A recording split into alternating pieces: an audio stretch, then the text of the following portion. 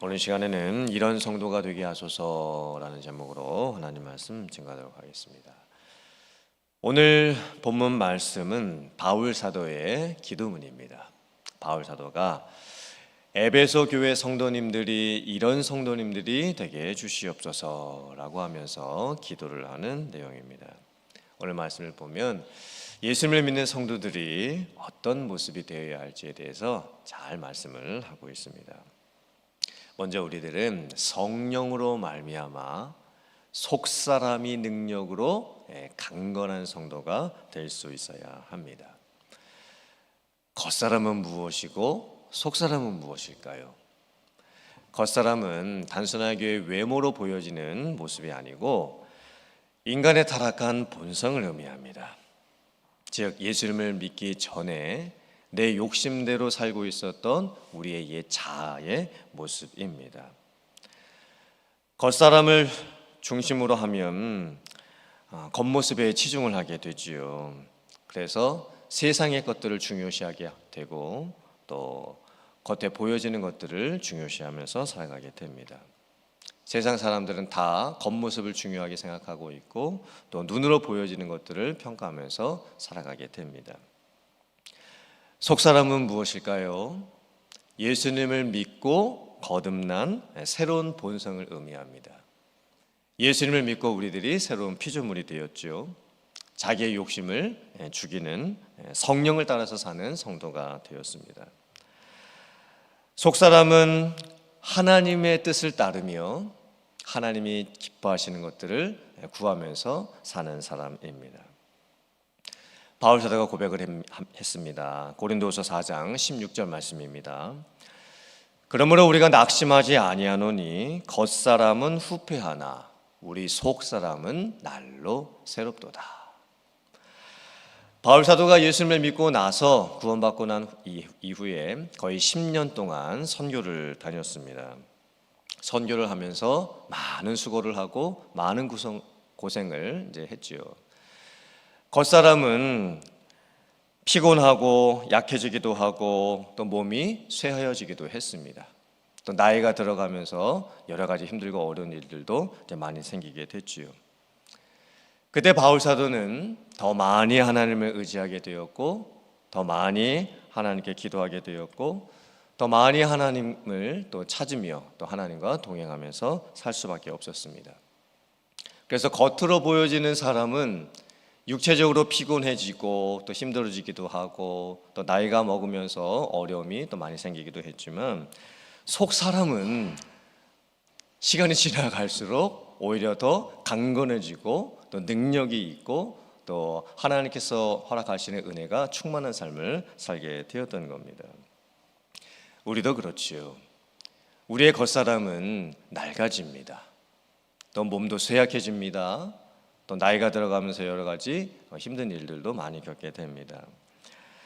겉사람의 모습은 어느 정도 우리가 사람이 가지고 있는 것들로 만들어낼 수가 있습니다. 사람의 노력이나 또 사람의 수은 또 물질을 가지고서 우리 외모를 가꿀 수도 있겠죠. 더 많이 쌓을 수도 있을 것입니다. 하지만 우리의 속사람은 이 세상의 것들로 만들어낼 수가 없습니다.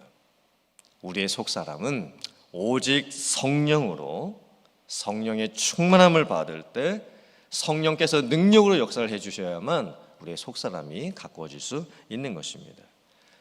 그래서 우리는 성령의 충만함을 늘 구해야 합니다. 우리의 속사람이 능력으로 강건해질 수 있도록 늘 성령의 충만함을 구하면서 우리가 살 수 있어야 합니다. 하나님께서 우리에게 원하시는 모습은 겉사람의 모습, 사람들에게 보여지는 모습이 외모적으로 보여질 때 좋아 보이는 모습이 아닙니다. 하나님께서 우리에게 원하시는 모습은 속사람의 모습입니다. 그래서 여러분들의 속사람의 모습이 예수님을 믿고 구원받아 새로운 피조물이 되어 여러분의 본성이 새로워졌음을 고백하고 또 성령의 충만함을 구하시면서 매일매일 하나님과 동행함을 통해서 여러분의 속사람이 능력으로 강건해지실 수 있기를 주님의 이름으로 축원합니다. 바울 사도가 두 번째 기도합니다. 믿음으로 말미암아 그리스도께서 마음에 계시게 해 주시옵소서. 예수님을 믿는 성도들의 마음에 예수님이 계시다는 것이 무슨 뜻일까요? 예수님이 우리의 마음에 계심으로 인해서 우리의 마음과 우리의 삶이 예수님으로 인해서 지배를 받고 통치를 받고 다스려지는 그런 삶의 모습을 말하는 겁니다. 로버트 멍어가 쓴 책 중에서 내 마음 그리스도의 집이라는 책이 있습니다. 우리가 사는 집 안에 여러 가지 방들이 있지요.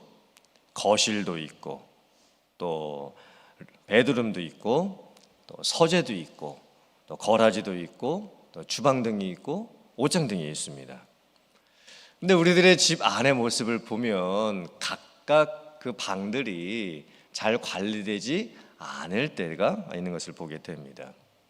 정리를 잘 안 해놓지요. 또 청소도 잘 못할 수도 있습니다. 또 엉망으로 그 방들이 관리될 때가 있습니다. 특별히 제일 관리 안 되는 부분이 이제 거라지지요. 거라지는 차고인지 쓸데없는 물건들 보관해 놓는 곳인지 모를 정도가 많이 있습니다. 그런데 우리의 마음도 똑같습니다. 우리의 삶의 영역도 똑같은 겁니다. 비유를 해볼 때 여러분들의 마음의 거실은 잘 다스려지고 계시나요? 마음의 거실이 뭘까요? 거실은 쉬는 공간이죠. 세상 사람들은 이 마음의 쉬는 공간을, 이 거실이라고 하는 공간을 다른 것으로 많이 채우려고 합니다. 먹고 마시고 즐기는 것으로 이 마음의 거실을 다스리려고 하지요.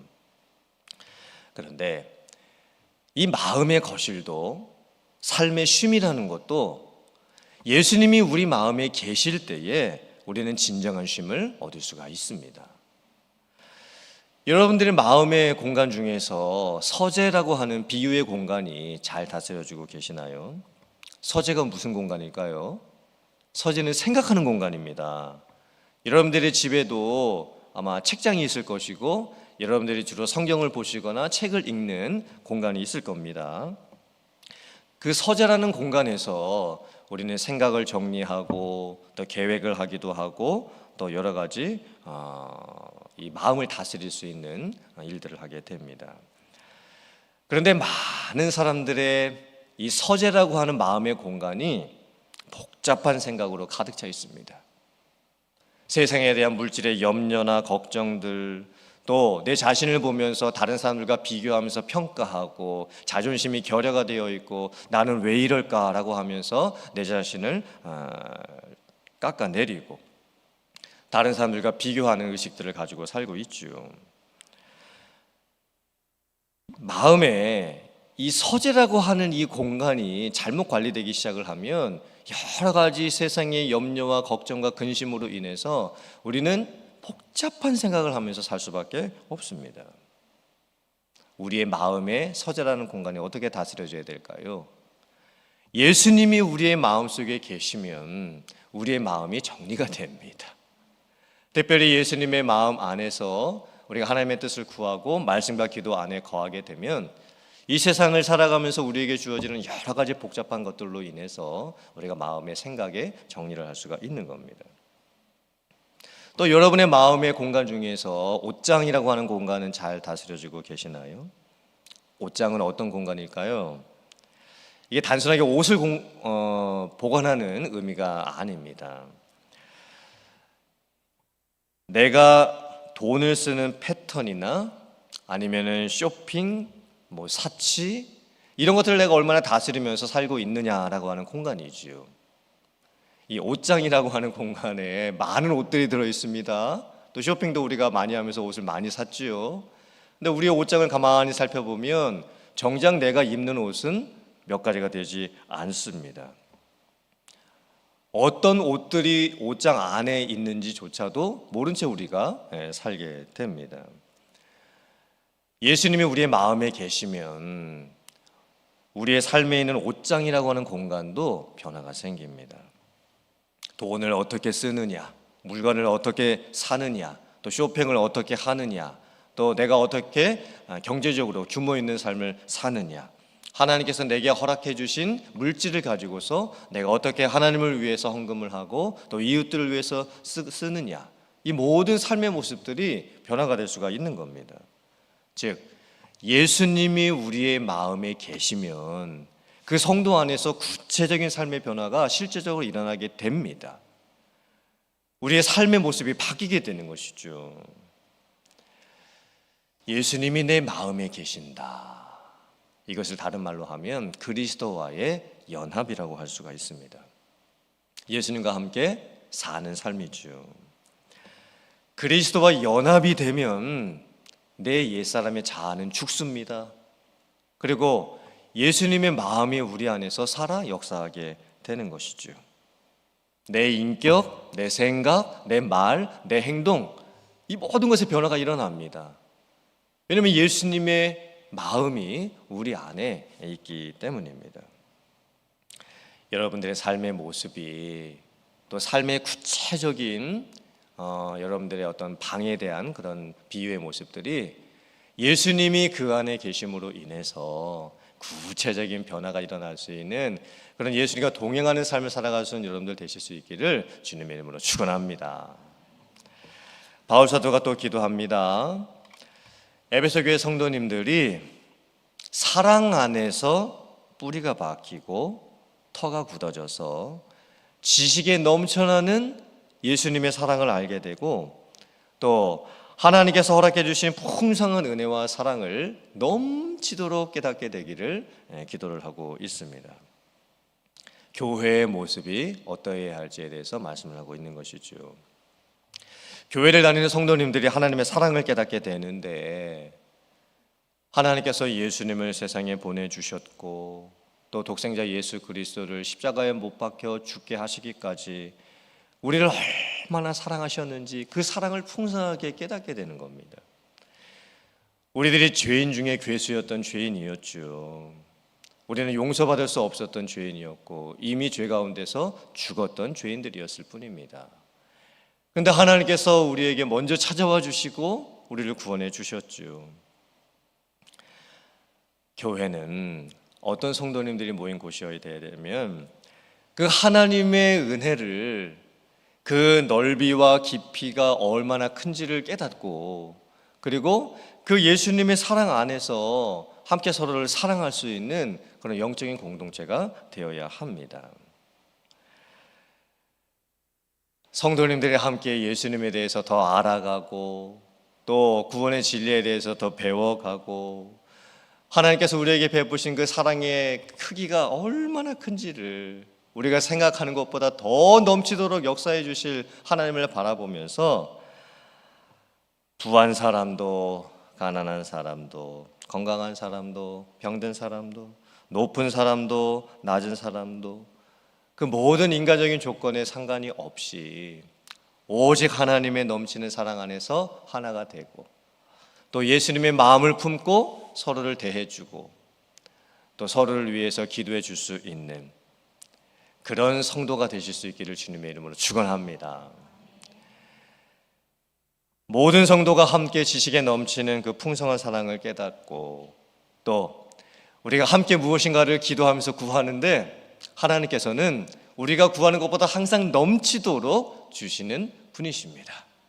그래서 교회는 사람의 생각과 사람의 지식과 사람의 계획을 넘어서 우리가 기대하고 우리가 바라는 것보다 더 많은 것들로 하나님께서 채워주시고 하나님께서 세워주시는 그런 교회가 되어야 될 줄 믿습니다.